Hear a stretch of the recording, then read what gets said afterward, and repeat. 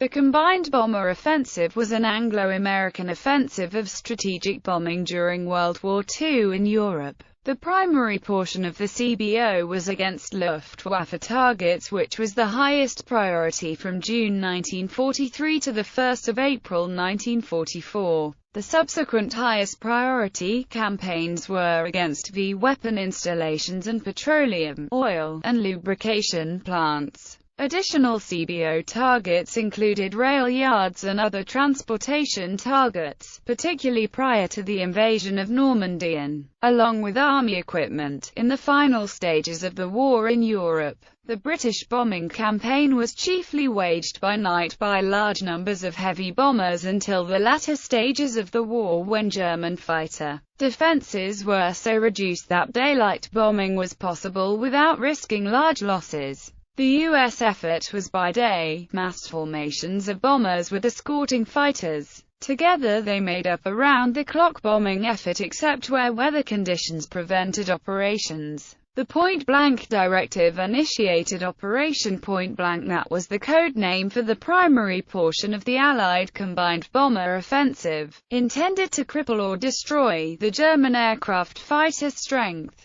thus drawing it away from frontline operations and ensuring it would not be an obstacle to the invasion of Northwest Europe. The Point-Blank Directive of 14 June 1943 ordered RAF Bomber Command and the U.S. 8th Air Force to bomb specific targets such as aircraft factories, and the order was confirmed at the Quebec Conference, 1943. Up to that point the Royal Air Force and United States Army Air Forces had mostly been attacking German industry in their own way, the British by broad night attacks on industrial areas and the U.S. in precision attacks on specific targets. The operational execution of the directive was left to the commanders of the forces, and as such even after the directive the British continued in night attacks and the majority of the attacks on German fighter production. Casablanca Directive, COA Report, Vital Industries, and the CBO target types: single-engine fighter aircraft, ball bearings, petroleum products, grinding wheels and crude abrasives, non-ferrous metals, synthetic rubber and rubber tires, submarine construction plants and bases, military transport vehicles, transportation, coking plants, iron and steel works, machine tools, electric power, electrical equipment, optical precision instruments, chemicals, food, nitrogen, anti-aircraft and anti-tank artillery. Both the British and the US had drawn up their plans for attacking the Axis powers. After the British Ministry of Economic Warfare published the Bombers Baedeker in 1942 that identified the bottleneck, German industries of oil, communications, and ball bearings, the combined chiefs of staff agreed at the January 1943 Casablanca Conference to conduct the bomber offensive from the United Kingdom, and the British Air Ministry issued the Casablanca Directive on 4 February with the objective, the progressive destruction and dislocation of the German military, industrial and economic systems and the undermining of the morale of the German people to a point where their capacity for armed resistance is fatally weakened. Every opportunity to be taken to attack Germany by day to destroy objectives that are unsuitable for night attack, to sustain continuous pressure on German morale, to impose heavy losses on German day fighter force and to conserve German fighter force away from the Russian and Mediterranean theaters of war. After initiating the preparation of a U.S. targeting plan on December 9, 1942, on March 24, 1943, General Hap Arnold, the USAAF commander, requested target information from the British, and the report of Committee of Operations Analysts was submitted to Arnold on March 8, 1943, and then to the 8th Air Force Commander as well as the British Air Ministry, the MU, and the RAF Commander. The COA report recommended 18 operations during each 3-month phase against a total of 76 specific targets. Using the COA report and information from the MU, in April 1943 an Anglo-American committee under Lieutenant General Ira C. Eaker, led by Brigadier General Hayward S. Hansell, Jr., and including Brig. Gen. Orville A. Anderson, completed a plan for the combined bomber offensive from the United Kingdom, which projected the U.S. bomber strength for the 4 phases through to the 31st of March 1944. Eaker added a summary and final changes such as, if the growth of the German fighter strength is not arrested quickly, it may become literally impossible to carry out the destruction planned. CBO plan. A committee under Gen. Ira C. Eaker, led by Brig. Gen. Hayward S. Hansell, Jr., and including Brig. Gen. Orville A. Anderson, drew up a plan for combined bomber operations. Finished in April 1943, the plan recommended 18 operations during each 3-month phase against a total of 76 specific targets. The plan also projected the U.S. bomber strength for the 4 phases through the 31st of March 1944. Eaker's combined bomber offensive plan was a document devised to help Arnold get more planes and men for the 8th Air Force, and not designed to affect British operations in any substantive way. While the CBO plan was being developed, the British independently drew up a plan in April 1943 entitled The Attack on the GAF, which identified German fighter strength as the most formidable weapon against our bomber offensive, and advocated attacks on airfields and aircraft factories, and, in the case of the latter, may have influenced target selection by the 8th AF. The combined Chiefs of Staff approved the Eaker Plan on May 19, 1943, and identified 6 specific target systems, such as the German aircraft industry. 1. Intermediate objectives: German fighter strength. 2. Primary objectives: German submarine yards and bases, the remainder of the German aircraft industry, ball bearings, oil. 3. Secondary objectives: synthetic rubber and tires, military motor transport vehicles. Point-blank directive. On 14 June 1943, the combined Chiefs of Staff issued the point-blank directive, which modified the February 1943 Casablanca Directive, along with the single-engine fighters of the CBO plan. The highest priority point-blank targets were the fighter aircraft factories, since the Western Allied invasion of France could not take place without fighter superiority. In August 1943, the Quebec Conference upheld this change of priorities. Among the factories listed were the Regensburg Messerschmitt factory and the Wiener Neustädter Flugzeugwerke, which produced Bf 109 fighters. Beginning of operations. The combined bomber offensive began on 10 June 1943 during the British bombing campaign against German industry in the Ruhr area known as the Battle of the Ruhr. Point-blank operations against the intermediate objective began on 14 June, and the effects of bombing offensive on German war effort 294 by the Joint Intelligence Subcommittee was issued the 22nd of July 1943. Losses during the first months of point-blank operations and lower than planned U.S. bomber production resulted in Portal complaining about the 3-month CBO delay at the Cairo conference, where the British refused a U.S. request to place the CBO under a single Allied strategic air commander, after Arnold submitted the October 9, 1943, plan to assure the most effective exploitation of the combined bomber offensive. On October 22, the Allied Joint Chiefs of Staff signed orders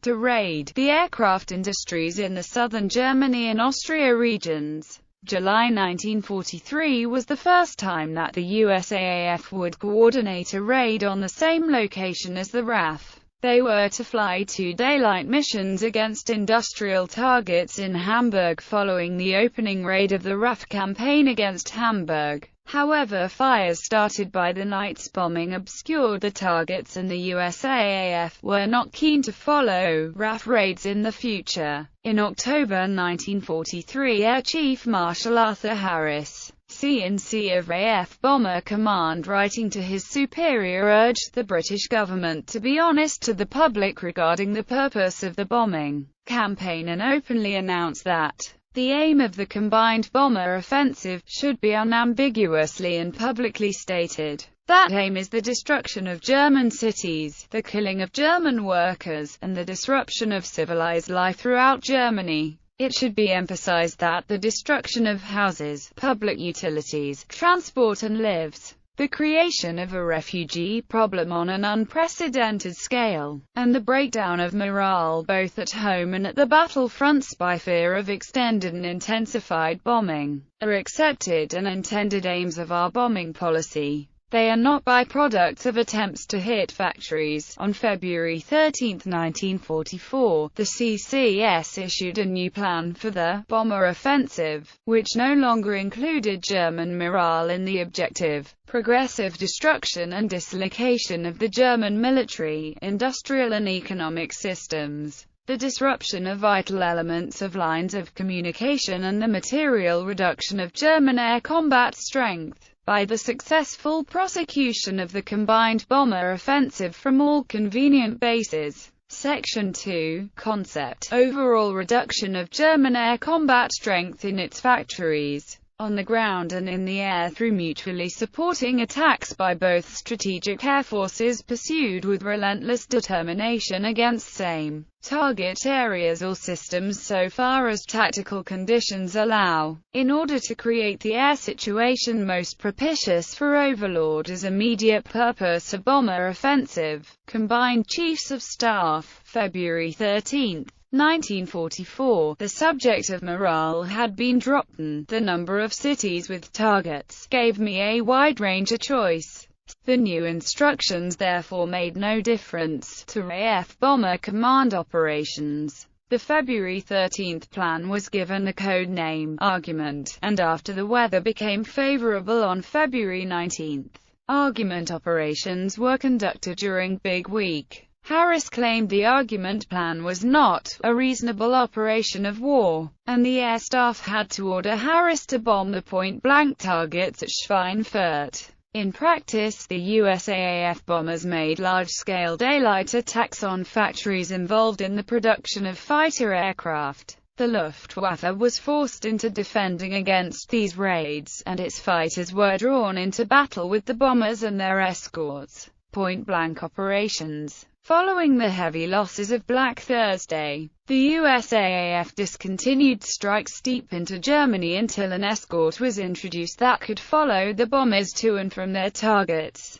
In 1944, the USAAF bombers, now escorted by P-47 Thunderbolts and P-51 Mustangs, renewed their operation. Gen. Eaker gave the order to destroy the enemy air force wherever you find them, in the air, on the ground and in the factories. General Eaker was replaced at the start of 1944 as 8th Air Force commander by then Major General Jimmy Doolittle, the leader who first struck Japan in April 1942 with a force of 16 B-25 Mitchell bombers, partly to damage Japanese morale. Doolittle's major influence on the European air war occurred early in 1944 when he changed the earlier 1942-43 USAAF policy requiring escorting fighters to remain with the bombers at all times, with his permission. Initially performed with P-38s and P-47s, with both previous types being steadily replaced with the long-ranged P-51s as the spring of 1944 wore on. American fighter pilots on bomber defense missions would primarily be flying far ahead of the bombers' combat box formations in air supremacy mode, literally clearing the skies of any Luftwaffe fighter opposition heading towards the target. This strategy fatally disabled the twin-engines Erster-Ergeschwader heavy fighter wings and their replacement, single-engine Sturmgruppen of heavily armed FW-190s, clearing each force of bomber destroyers in their turn from Germany's skies throughout most of 1944. As part of this game-changing strategy, especially after the bombers had hit their targets, The USAAF's fighters were then free to strafe German airfields and transport while returning to base, contributing significantly to the achievement of air superiority by Allied air forces over Europe. Soon after, Doolittle took command of the 8th Air Force, between February 20 and 25, 1944, as part of the combined bomber offensive. The USAAF launched Operation Argument, a series of missions against the Third Reich that became known as Big Week. The Luftwaffe was lured into a decisive battle for air superiority through launching massive attacks by the bombers of the USAAF, protected by squadrons of Republic P-47 Thunderbolts and North American P-51 Mustangs, on the German aircraft industry. In defeating the Luftwaffe, the Allies achieved air superiority and the invasion of Western Europe could proceed. Battle of Berlin. The wording of both the Casablanca Directive and the Point-Blank Directive allowed the Commander-in-Chief of RAF Bomber Command, Arthur Bomber Harris, sufficient leeway to continue the British campaign of nighttime area bombardment against German industrial cities. Between the 18th of November 1943 and the 31st of March 1944, RAF Bomber Command fought the Battle of Berlin, which consisted of 16 major raids on the German capital, interspersed with many other major and minor raids across Germany to reduce the predictability of the British operations. In these 16 raids, the RAF destroyed around 4,500 acres of Berlin for the loss of 300 aircraft. Harris had planned to reduce most of the city to rubble, break German morale and so win the war. During the period of the Battle of Berlin, the British lost 1,047 bombers across all its bombing operations in Europe, with a further 1,682 aircraft damaged, culminating in the disastrous raid on Nuremberg on 30 March 1944. The campaign did not achieve its strategic objective, and coupled to the RAF's unsustainable losses, the official British historians identified it as an operational defeat for the RAF. At the end of Battle of Berlin, Harris was obliged to commit his heavy bombers to the attacks on lines of communications in France as part of the preparations for the Normandy landings, and the RAF would not return to begin the systematic destruction of Germany until the last quarter of 1944. Point-blank outcome. Operation Point-Blank showed that Germany's aircraft and ball bearings plants were not very vulnerable to air attack. Its production of synthetic rubber, ammunition, nitrogen, and ether fluid was concentrated in fewer factories and would likely have been much more vulnerable. Despite bombing, German single-engine fighter production for the first quarter of 1944 was 30% higher than for the third quarter of 1943, which we may take as a base figure. In the second quarter of 1944, it doubled. By the third quarter of 1944, it had tripled. In a year's time, in September 1944, monthly German single-engine fighter production reached its wartime peak, 3,031 fighter aircraft. Total German single-engine fighter production for 1944 reached the amazing figure of 25,860 Me-109s and FW-190s. Following Operation Point Blank, Germany dispersed the 27 larger works of its aircraft industry across 729 medium and very small plants. However, Operation Point Blank did help to diminish the Luftwaffe's threat against the Allies, and by the Normandy landings, the Luftwaffe had only 80 operational aircraft on the North French coast, which managed about 250 combat sorties against the 13,743 Allied sorties. According to Charles Webster and Noble Frankland, Big Week and the subsequent attack on the aircraft industry reduced the fighting capacity of the Luftwaffe, through threatening the bombing of strategic targets and leaving the German fighters with no alternative other than to defend them, but the combat was primarily fought and certainly won by the U.S. long-range fighters.